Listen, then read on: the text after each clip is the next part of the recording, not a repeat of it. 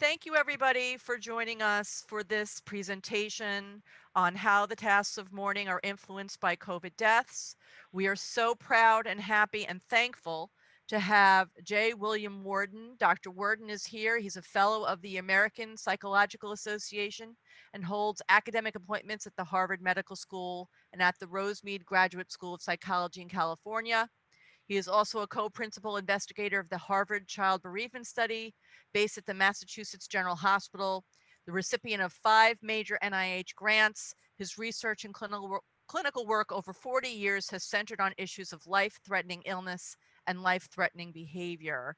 Thank you, Dr. Worden, for joining us and delivering this presentation today, and you can take over.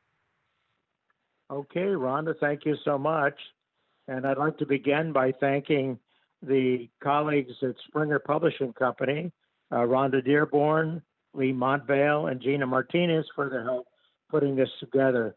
And I'd also like to dedicate this presentation to Sherry Sussman. Sherry was a longtime editor at Springer Publishing Company. She was with me through all 5 editions of the grief counseling book. And unfortunately, Sherry passed away this past June of cancer. And so I'd like to dedicate my presentation to her. She was a great person and will be missed. People, welcome all of you here who are tuned in to listen to this. I'd like to talk a little bit, as Rhonda suggested, about how the tasks of mourning are influenced by the great number of COVID deaths that we're experiencing these days. So let me begin by just a couple definitions. When we talk about mourning in our webinar here, we're talking about the process of adaptation to a loss by death.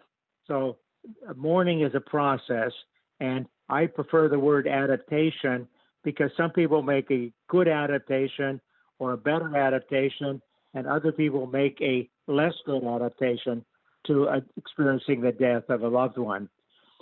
On the other hand, grief, as I'm using it today, is a person's experience after a loss. And these really vary. Some people have intense grief reactions. Some people have much milder. Some people have grief experiences that go on and on and on and don't seem to end. For others, it's a very brief period of time.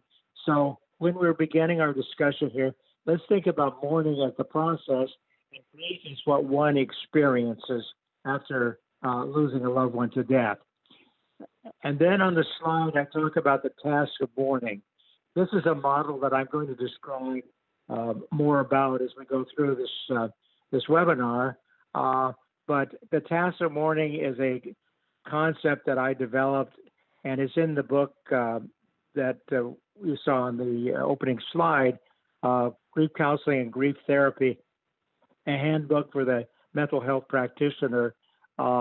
This book is now in its 5th edition, and the 5th edition really brings up to date what we know. It was published about a year and a half ago and brings up to date all of the information that we recently know from our work and our studies of grief and bereavement. The task of mourning, the model that I'm going to describe, can be used to understand the mourning process that we're going through or our clients are going through, but also they provide intervention strategies for working with the bereaved, whether those bereaved are experiencing normal bereavement, that is bereavement without any particular complications, or if we are working with people who have complicated bereavement, there's something in the process that becomes complicated, and this will become clearer as we go through this.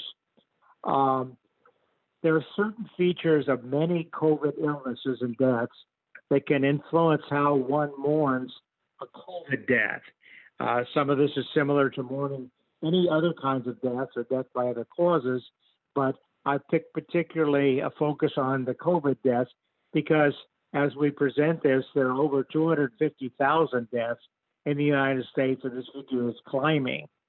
And if you figure that there are 250,000 deaths in the United States, think how many people are grieving out there. It's got to be well into the millions of loved ones who are grieving the death of people who died of COVID-19.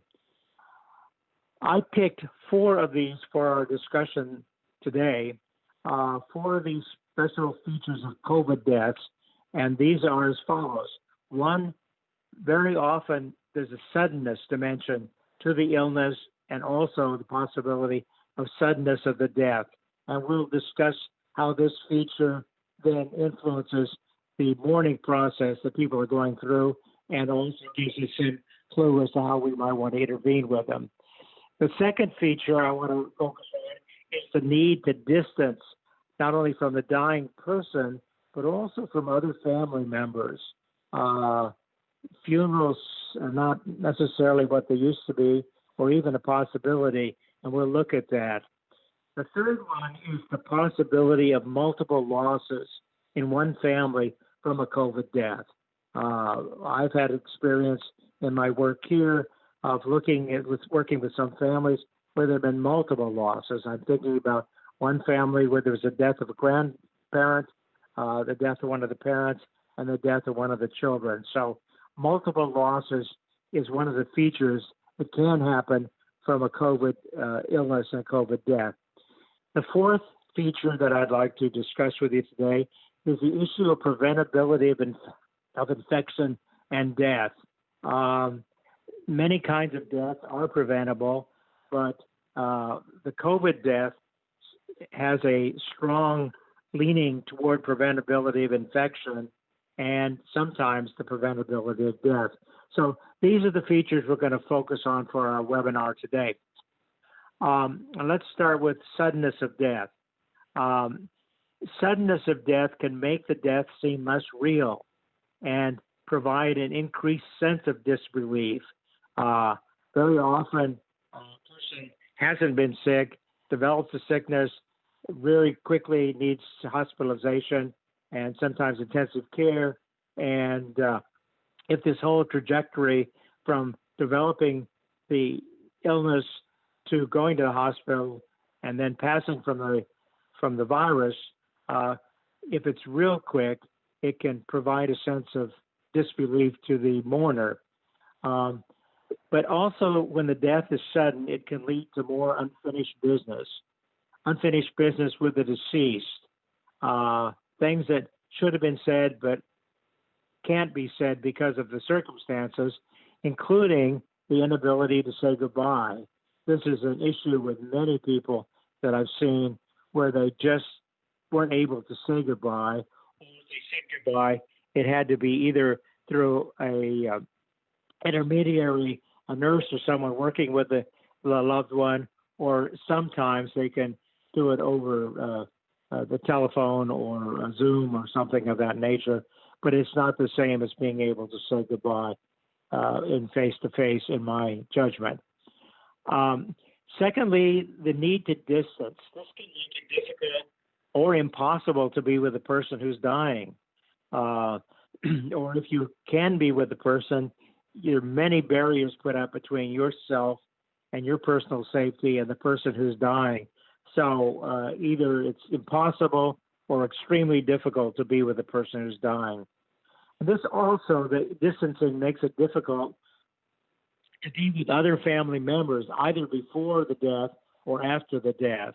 And again, I mentioned funerals, and we have in our group today a number of funeral directors who are very familiar with the difficulty of having some kind of a ritual around a COVID death. And also this distancing can preclude a person touching or hugging a family member or a friend and need for support. This is often very, very difficult, and being touched, being hugged, and supporting one another is very often what family members do when they lose a loved one to death. The need to distance can also make it difficult to conduct traditional rituals around the death. If you can't have a funeral, or you have to limit the number of people who are at the service, or you have to have the service outside rather than inside, all of these things make it difficult to conduct traditional rituals around the death. In the third place, we talk about multiple losses from a COVID death. This can cause one to experience what Bob Kassenbaum calls bereavement overload.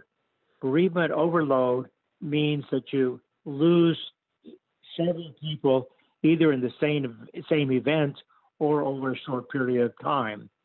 And when Bob Kassenbaum, a colleague of mine for many years, described bereavement overload, he described it as something which, when you have multiple losses in a short period of time, cause the grieving process to shut down. There are just too many losses. I'm just too overwhelmed by my grief. And therefore, with some people experiencing bereavement overload, this causes the mourner to not be able to experience the grief.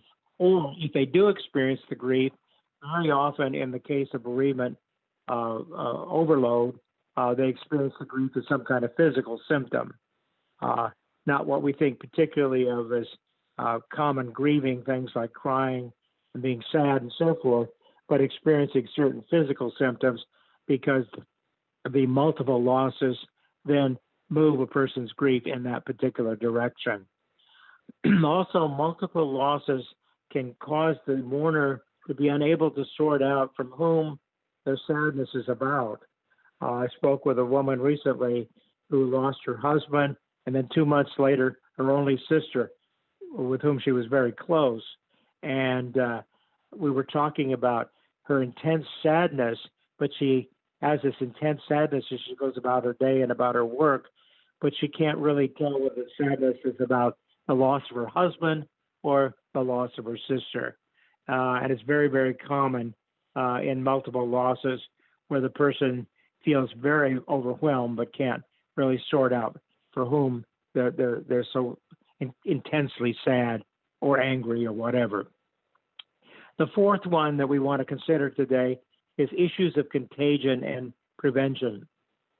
Where you have contagion, this can lead people to have anxiety that they themselves might become infected. If one of their family members is sick or in the hospital or has died, then this can increase the anxiety that many people feel without a death, but it gets intensified when there has been a COVID death in a particular family or in the case of multiple deaths. So one of the things that the contagion piece here does is it can lead to increased anxiety, but also it can lead to anger and blame. And I've seen this quite frequently at the person or situation that led to the infection. This is not uncommon, where the mourner is very angry or blames somebody. If you hadn't done this or you insisted on that, this person would not be dead. They would still be with us.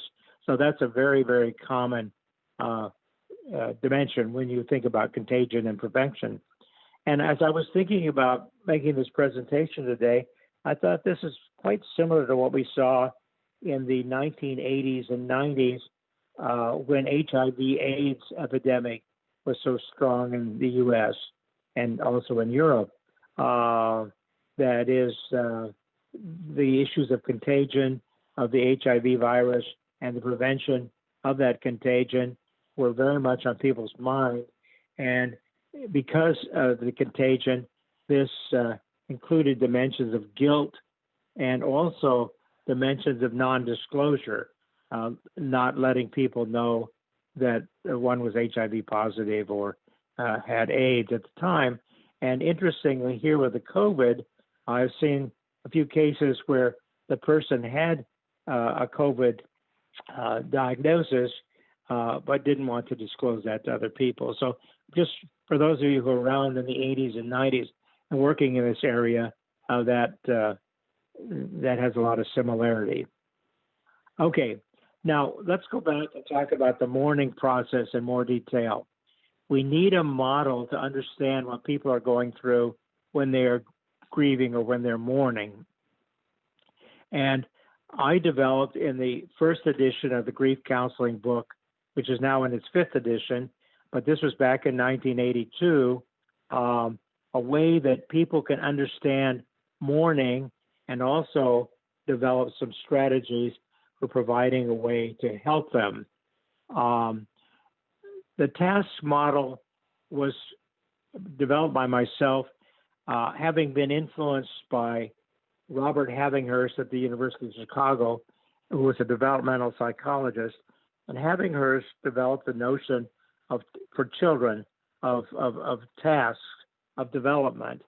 That is, a certain emotional, physical, mental tasks that children need to develop. And if they don't develop those early on, this can preclude or hamper the development of similar tasks at a higher level of growth and development. And it seemed to me that the task model, at the time I developed it, we were influenced quite a bit by Elizabeth Kubler-Ross's stage model, and also the phase model of Colin Parks and Bowlby in England. And nothing particularly wrong, except that there was a certain rigidity of a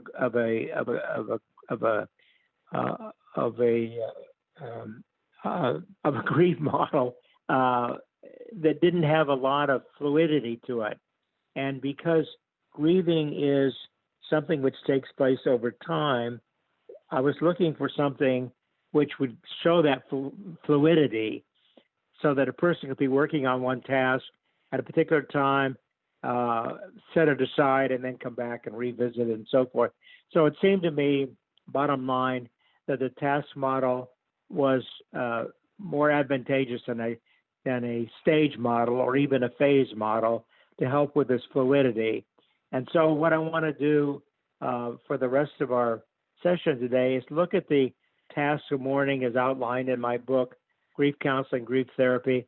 And as I said before, the fifth edition has the latest of updates of not just the tasks, but also of what we know about grief and loss from all the research that's been done since the first edition of the book in 1982. Let's look at the task. And the first task is to accept the reality of the loss. You must first believe that the death is real before you can deal with the emotional impact of it. And in many cases, when somebody dies, there's a real sense of unreality. Even if you know the person has cancer, say, and is dying, or has COVID and is dying, there's a certain sense which it's unreal when you pick up the phone and you hear that the person has passed away or died. And so, excuse me. This sense of disbelief, it takes time to really wrap one's mind around the reality of the death.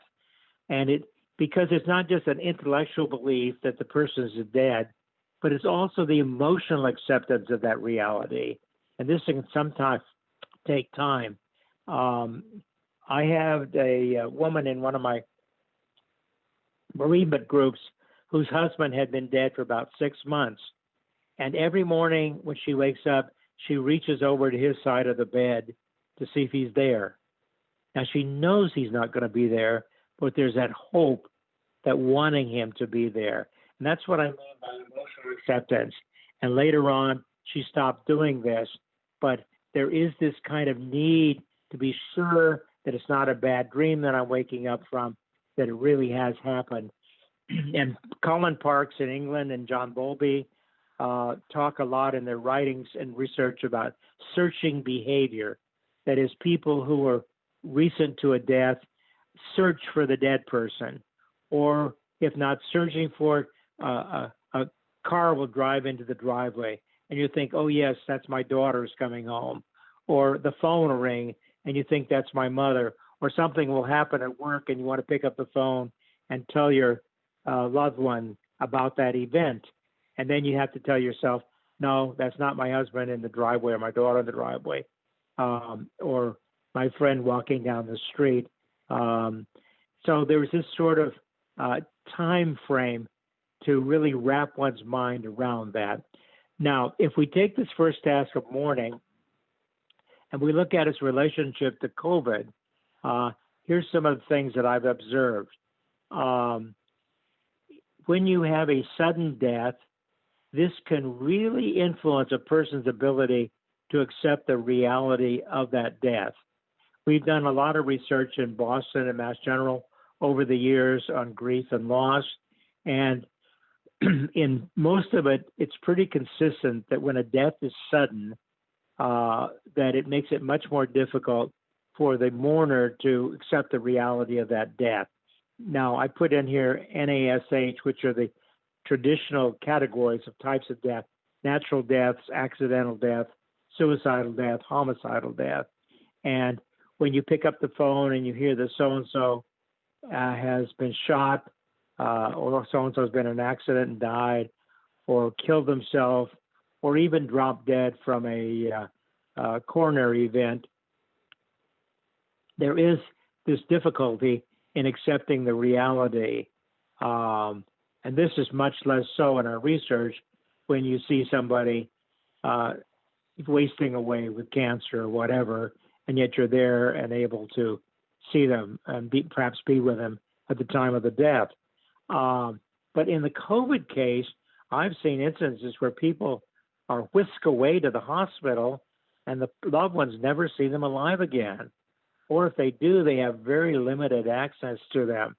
So that suddenness and the first task of mourning really do collide. And it may take even longer than people with an expected death to really be able to wrap their mind around the reality. And this level of disbelief can range from a belief that the person is not dead to simply a hope that it's just a bad dream that I'm going to wake up from. In Boston, I was asked to see a woman whose husband died, and she didn't have his body removed from the apartment.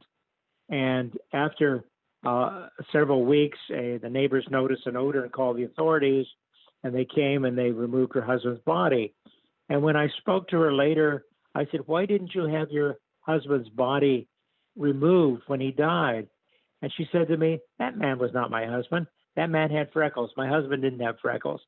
Now, clearly a woman with great problem of delusional disbelief here. But I use that as an extreme on one side of disbelief to going to the other side with just the hope that this isn't happening, that it will be a bad dream that I'll wake up from. And then there's all kinds of other permutations and possibilities in between the delusion that the person's not dead to just the hope that it hasn't happened. So let's look at the first task is to acknowledge the reality of the death. The second task of mourning is to process the pain. And I use the German word Schmerz in my writings because in German, Schmerz is pain in a broad sense. It's not only physical pain, but it's emotional pain, it's behavioral pain. And so when we think about grief and mourning, there's not just sadness, but many, many other feelings such as anger, guilt, loneliness, depression, unfairness, helplessness, etc., etc. There are many, many, many different kinds of pain that arise after the death of a loved one. And my thesis is, from lots of research over, close to 50 years, that unprocessed pain will appear later either as a delayed grief reaction or as some kind of somatization, some kind of physical symptoms. It's important to process the pain, to be able to feel that pain, to deal with it, rather than to write it off. Now, I put here on the slide the notion of dosing, which I like. You know, we dose medication. But when feelings of pain from a death are overwhelming, we learn to dose them. One of the coping strategies that's most effective in terms of dealing with the second task of mourning is to be able to dose the pain. to experience it and then move away from it and then come back and re-experience it and then move away. So this, because you can't really face sometimes the intensity without being, overwhelmed and dysfunctional any more than you can, focus on the sun visually. So I like the term dosage. You might want to use a different term in your work, but helping your clients, colleagues, and yourself to be able to experience the sadness, the anger, the guilt, the loneliness, but then to be able to move away from it and re-experience it and move away. This can be very, very helpful in this second task of mourning. Now, how does the COVID affect the second task of mourning, COVID deaths? The first one that comes to my mind that I've seen is guilt that I didn't prevent it. I shouldn't be dead. There was things I could have done. I tended to write off, said one woman, this COVID epidemic as kind of a political thing, and then she herself got it, and then her husband got it, and he died.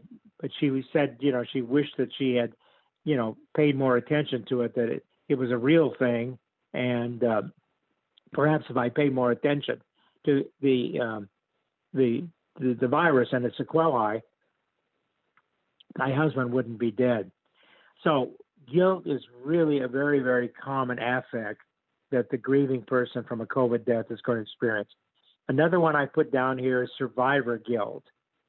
You can find survivor guilt in many other kinds of deaths situations, often frequently found in accidental deaths, where everybody in the accident dies, but you're alive. And so that's what we mean by survivor guilt.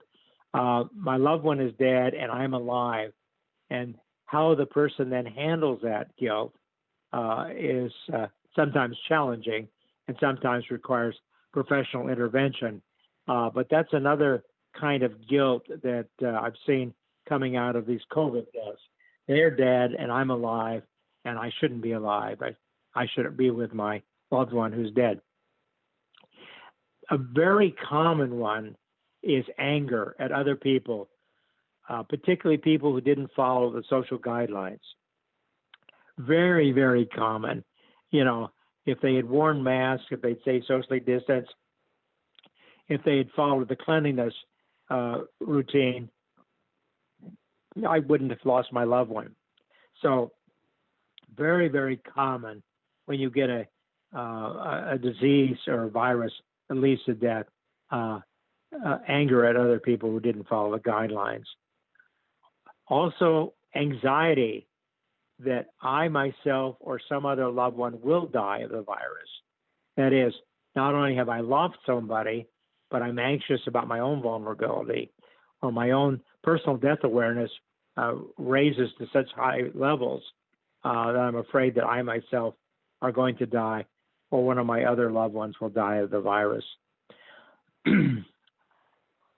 We mentioned Bob Gassenbaum's Bereavement Overload, and one of the things that keeps a person who has got multiple deaths from being stuck in bereavement overload is the ability to process feelings with other people and to receive social support from other people. But in the era of the COVID, we're unable to process feelings or obtain the level of support that we may need in order to help with those multiple deaths that I'm trying to cope with. And there's another piece on here quickly that sometimes people with multiple losses, they scare other people, and even without the restrictions of contact, other people may not be there for you. That is your sense of intense grief from the multiple people that you've lost in a short period of time. These can somehow overwhelm other people in their thinking, and I would certainly not put people with bereavement overload into a normal bereavement group. because the extent of all their losses may just overwhelm other people that are in the group. Let's go on to the third task of mourning, is to adjust to an environment without the deceased. And there are three kinds of adjustments, and I've divided this into external adjustments, internal adjustments, and spiritual adjustments.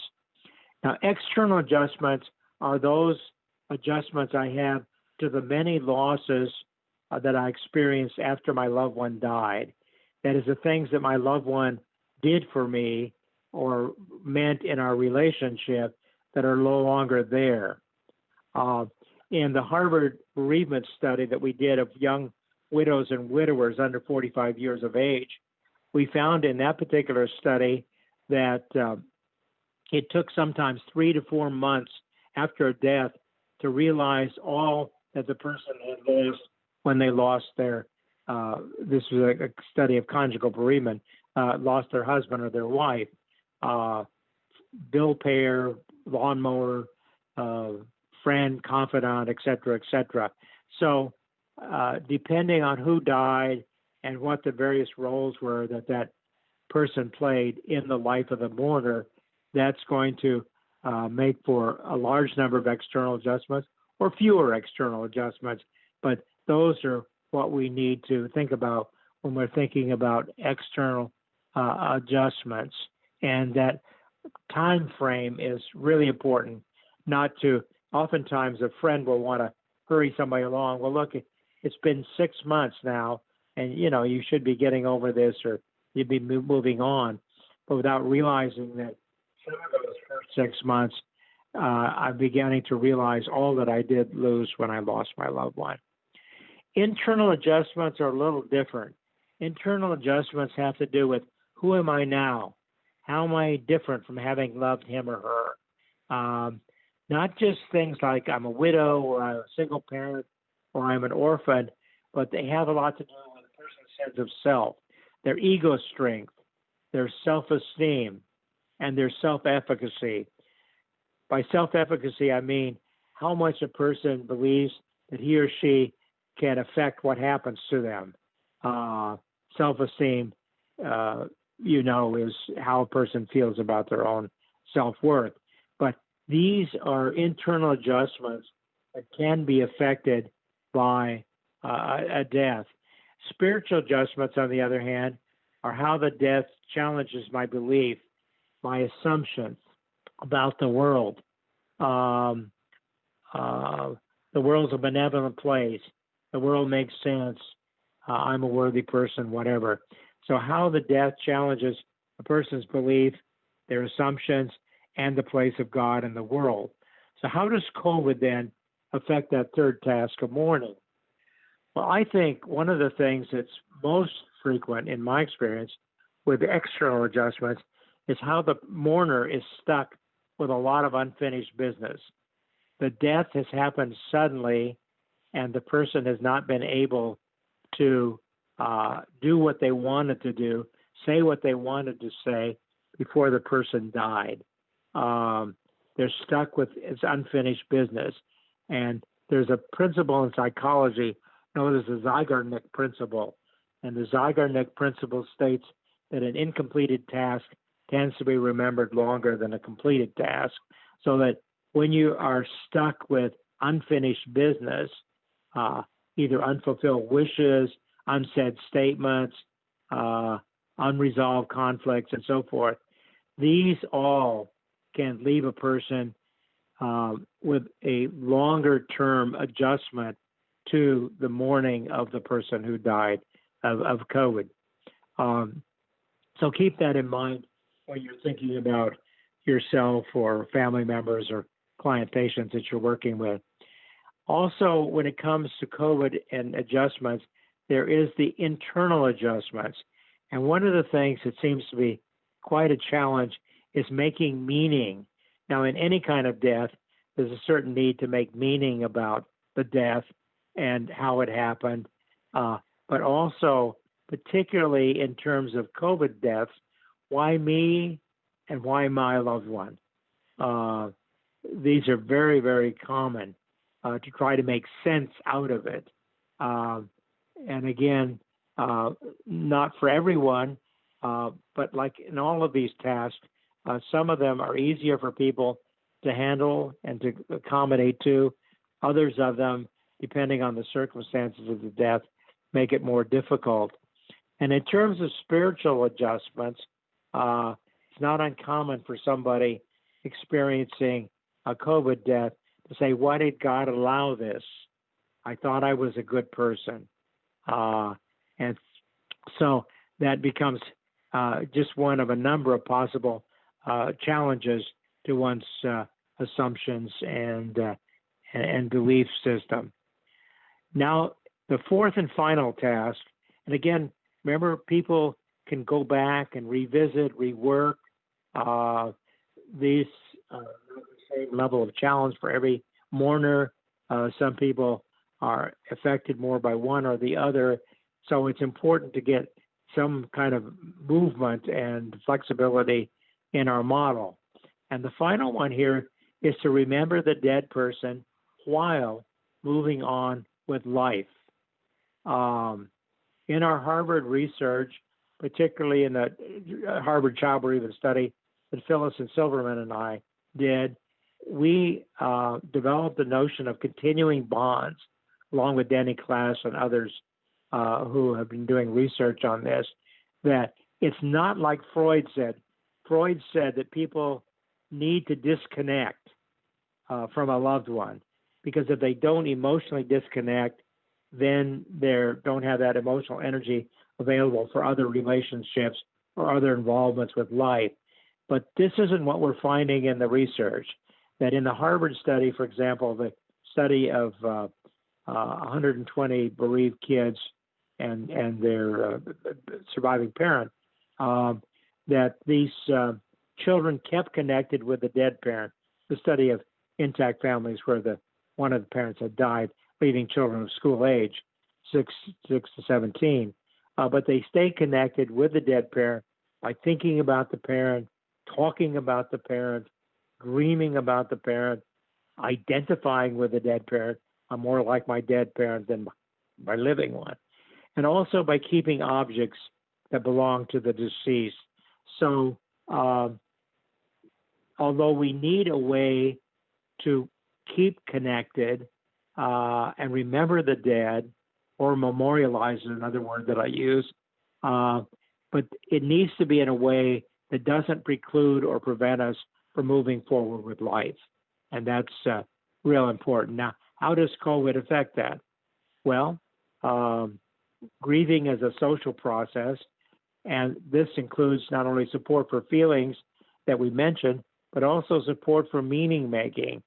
And when you can't have gatherings or limited gatherings, and this forthcoming Thanksgiving will be real interesting to see how this changes things for many people.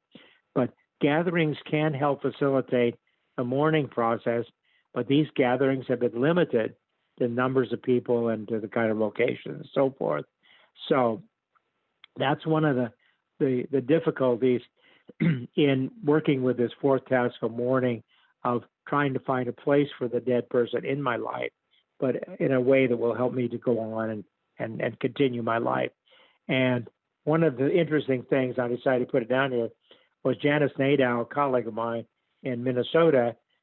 She finds that meaning making can take place with a family, not just in the family, but with a family, as well as by the individual.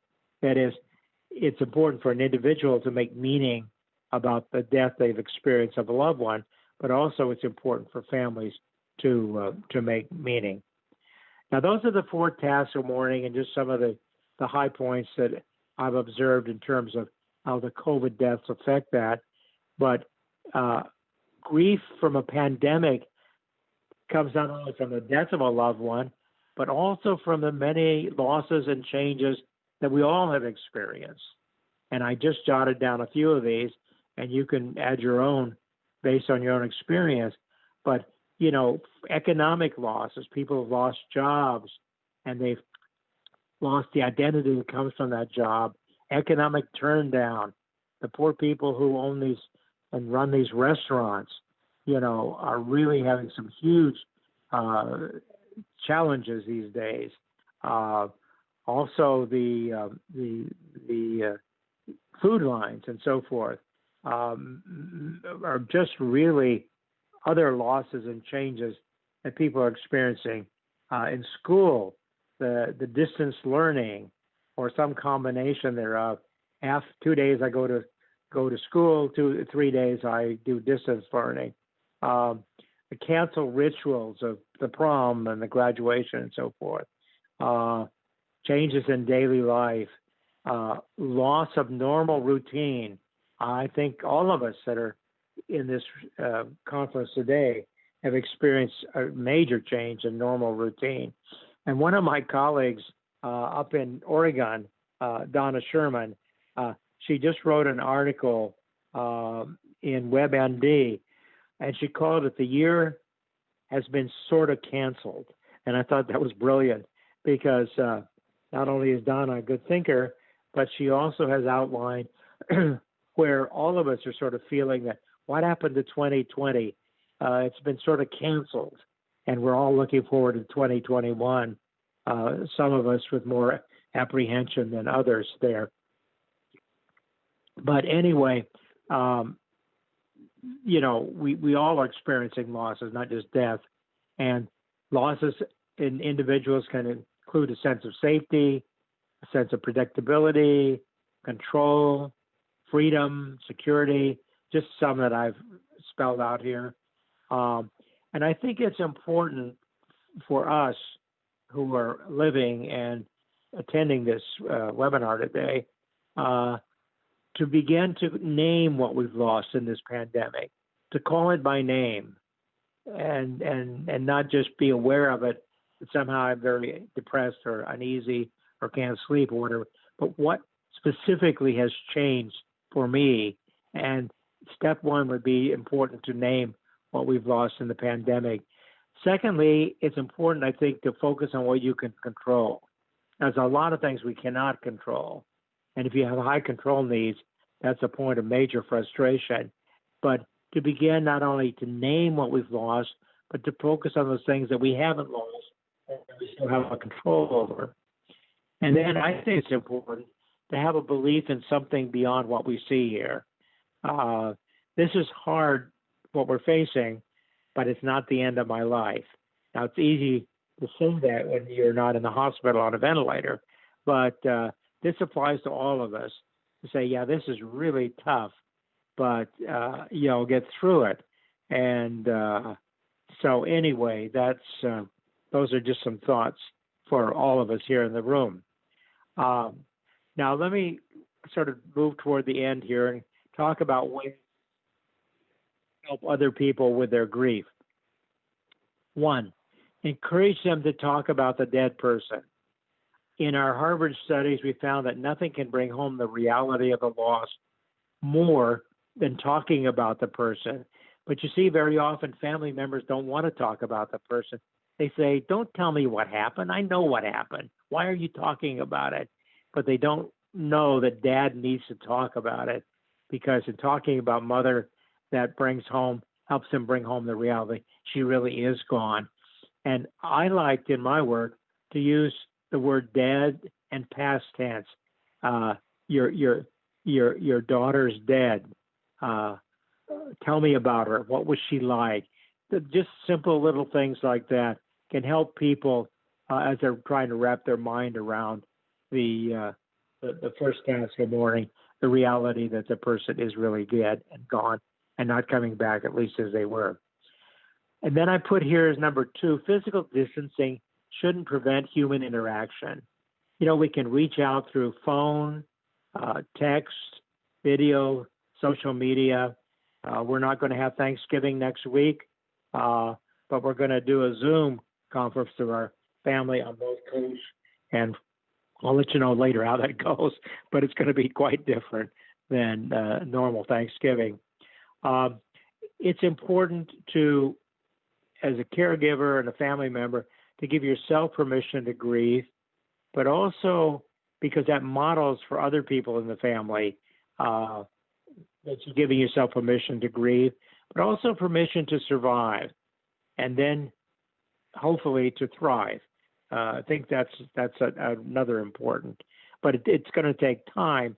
But if your loved ones see you giving permission to do the grieving, that's going to help them with their own grief. We've talked about identifying what losses the pandemic has caused, grieve them, and then I think it's important to create new rituals where old ones are not possible. I have friends in the funeral service industry, and a couple of them are in my monthly supervision group. And it's been interesting how they've been able, the very creative folk, to help individuals create rituals when the old ones are not possible because of the restrictions of the pandemic, but find ways, because rituals can be really, really helpful in helping people process the mourning. Encourage people to keep short accounts. And what short accounts are is to not just keep grievances going or things that you want to say going, or the person on the deathbed to say, I love you. But to keep short accounts means to avoid unfinished business, so that if suddenly a loved one is taken quickly by the COVID virus and death, you're not left with a lot of unfinished business. You've said what you need to say to them. They know how you feel about them, and you know how they feel about you. So just encourage the keeping of short accounts to avoid unfinished business. And then my last point here is to learn to reframe.